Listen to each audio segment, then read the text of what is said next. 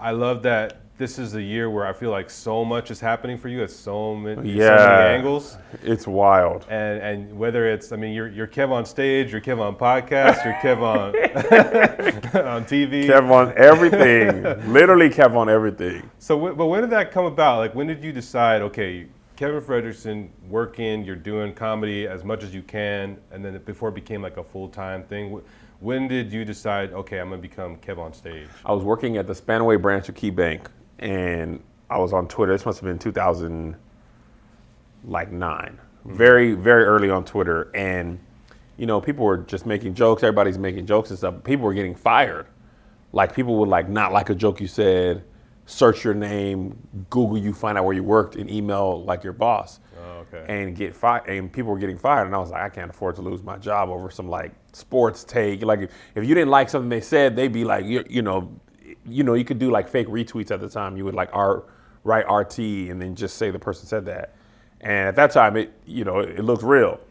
So I was like, I can't afford to get fired. So I'm gonna take my full actual government name out of my handle, which was just Kevin Fredericks at the time. And I was like, I'm Kev, and I be on stage. Mm-hmm. And that was literally as much thought as I put into it. I was just not trying to be easily found and fired. So I switched my handle to KevOnStage because I was doing stand-up all the time at that time, and it stuck. So hindsight being 2020, I would have just kept Kevin Fredericks, which was like my Facebook name, but I think KevOnStage it's cool. It's fine. It's like a moniker. I'm trying to be like Beyonce, Bono, Sting, Oprah, KevOnStage. One name. Yeah, it rolls off the tongue. Rolls off the tongue, you know. And people think my actual name is Kevon because of that. But if they think that, I know they found me because of the internet, which is also fine. Right. Like, as long as people know me, it doesn't bother me. Yeah. And you came up doing comedy on the East Coast, right? West Coast.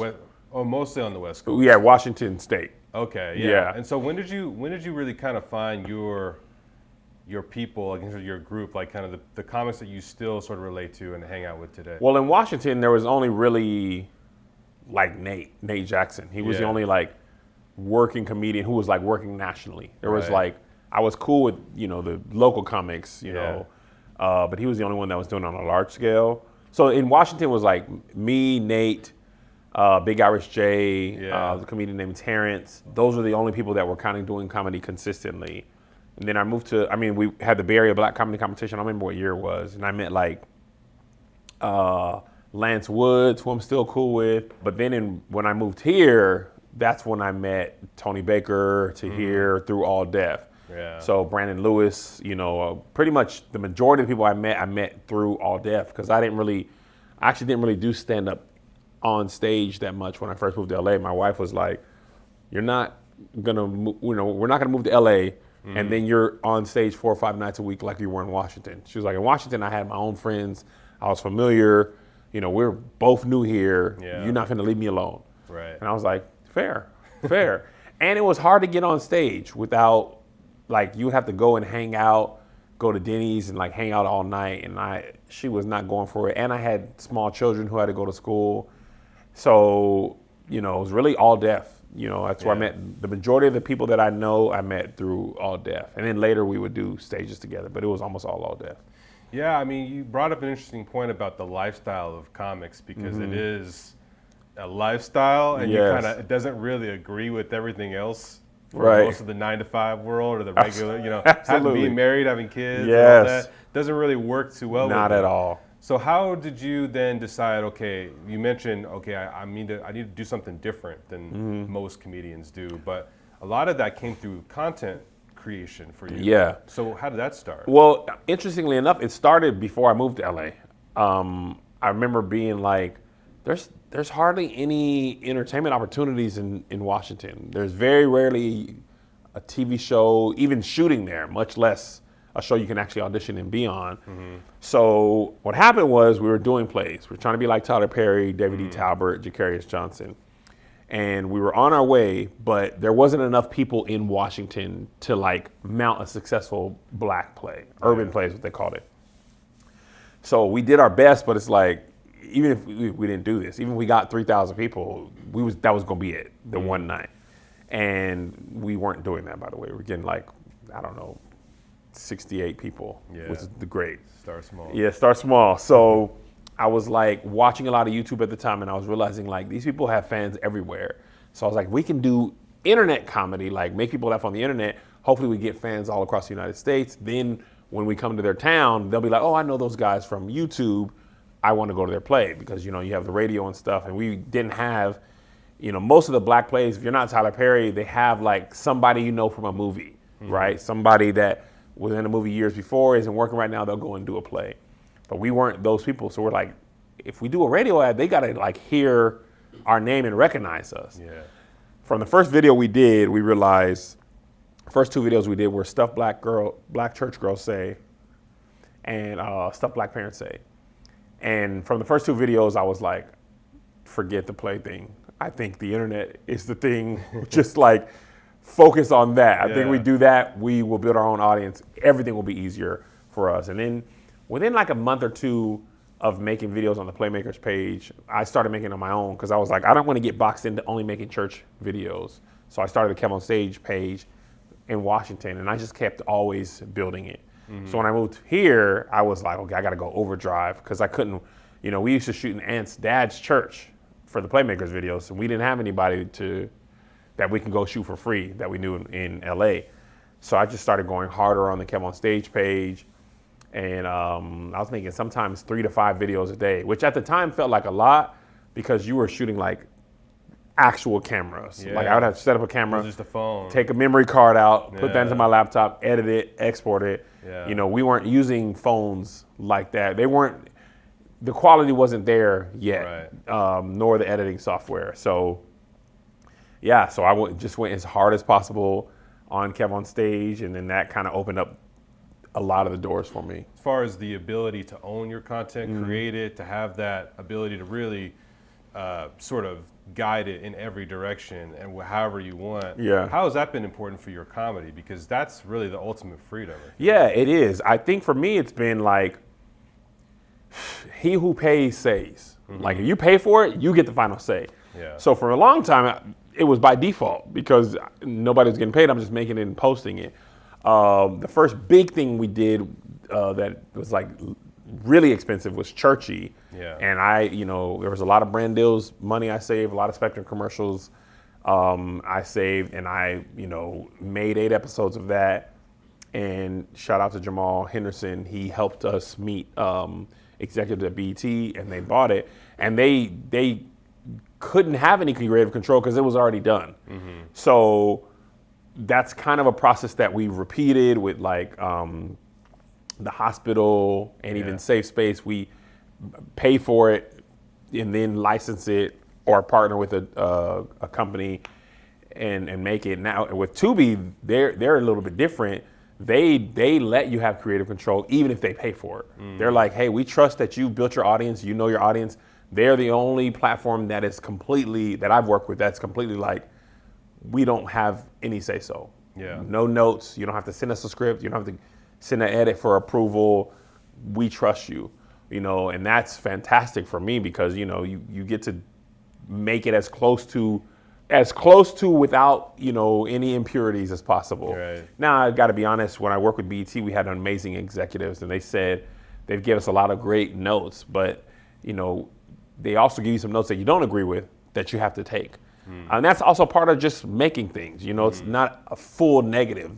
They also made it better in a lot of different ways. And the one thing that I'm very grateful for with our partners at BET is every note they gave was to make the overall project better and for more people to enjoy it.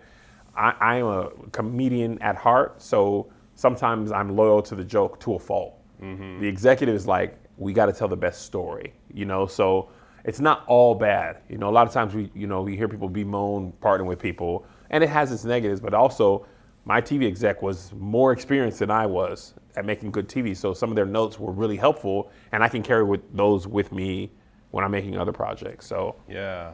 And for people that don't quite know, like the hospital and Safe Space are both like sketch shows that have sort of a recurring theme of like, one is obviously the hospital's in the name, and Safe Space is like you have couples on the therapist couch. Yeah. And what was important about both of those formats for you to find the funny? Because I think that's also a key. Like the format reveals the funny. Yeah, I think for me it was, Richard Washington and I. He's a creative exec at KevOnStage Studios, head of TV and film. We kind of build the systems, and then we allow the people to work within the systems, but to the best of their personality. So I think the great part about Safe Space is the talent. Like, you give them the premise, you find the right people, and then they take it and make it funny. Safe Space was really, the same with the hospital. Like, we hired more sketch writers for the hospital, but Safe Space was more improv than even the hospital. The hospital actually had some fully written sketches, and we didn't stick to everything exactly. Some are almost all improv. Like CP stuff is, he's just riffing. And that's why we're breaking characters so much, because in Churchill, for example, by the time we're shooting it, we've read the script, it's been through adjustments, we had maybe a table read, blocking rehearsals, like we get a lot of our laughs out then. But you're shooting Safe Space for the hospital, a lot of times that's the first time any of us are hearing, and the person doesn't even know what they're gonna say a lot of times. So it's as close to a stand-up version of content as you can get. And what I mean by stand-up is like, the audience is sitting there not knowing what the person's gonna say. And that's why I think it works. It's just like, these are talented people getting to be very funny, and there's little oversight for somebody to say, oh, that's too much. We do have some where we're like, all right, let's dial it back. But for the most part, we let the funniest stuff stay. And there's a lot of funny stuff, and I think that's why it resonates. I mean, you have, like you said, such good ensemble cast. You have people who are like straight up like beast comedians. You mentioned CP, you mentioned Tahir. It's like part of what you do as a creator is hold the door open for these talents. And how does that help your own sort of vision process of like just allowing there to be space for new people to come up? I mean, I think it came from like, I grew up playing sports and then I went into plays. And both of those elements, it's a team environment. You need other people to be successful, and you got to rely on other people to do their thing. And I think I've just found, or even back to plays, you want to have the best show possible. So you get the best actors, best singers, best actors who can sing, best background singers, best musicians, best, lighting designer, sound, like everything, you want to get the best.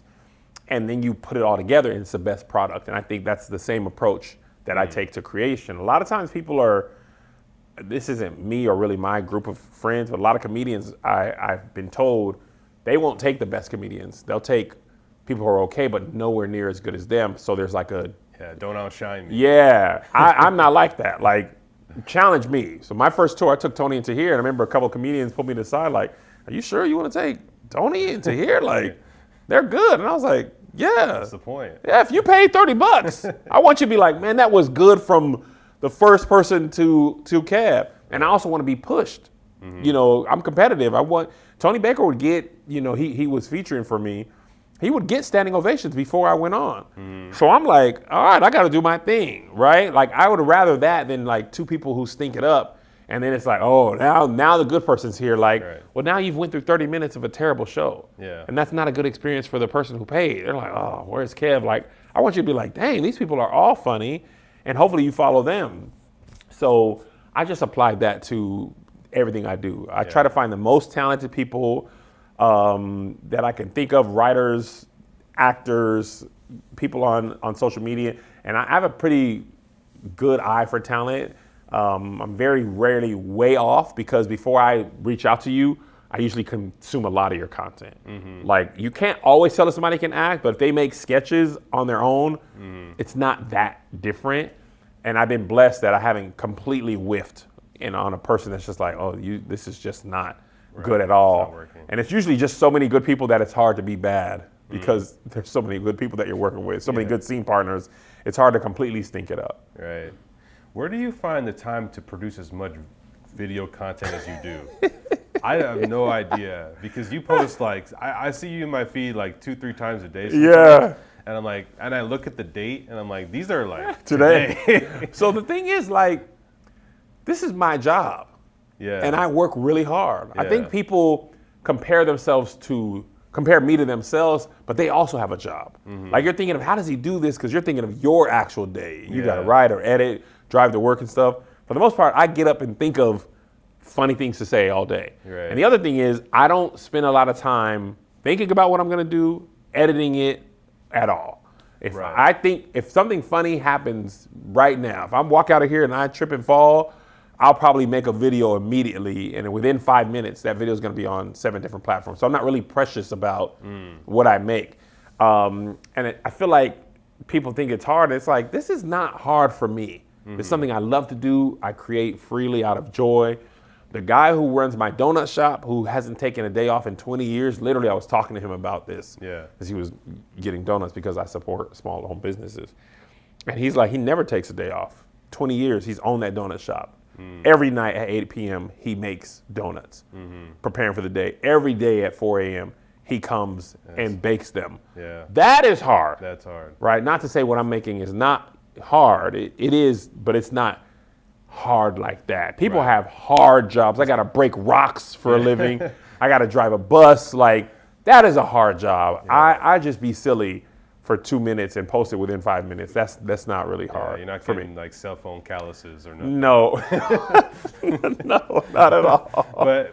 But to the point of it being like, you got to identify something. Like, a lot of times your stuff is to take on what the internet's talking about or the news or whatever. Is there something like lately that is like inspired you where you're like, okay, I just got to pull it out? Like, what's the latest thing you made?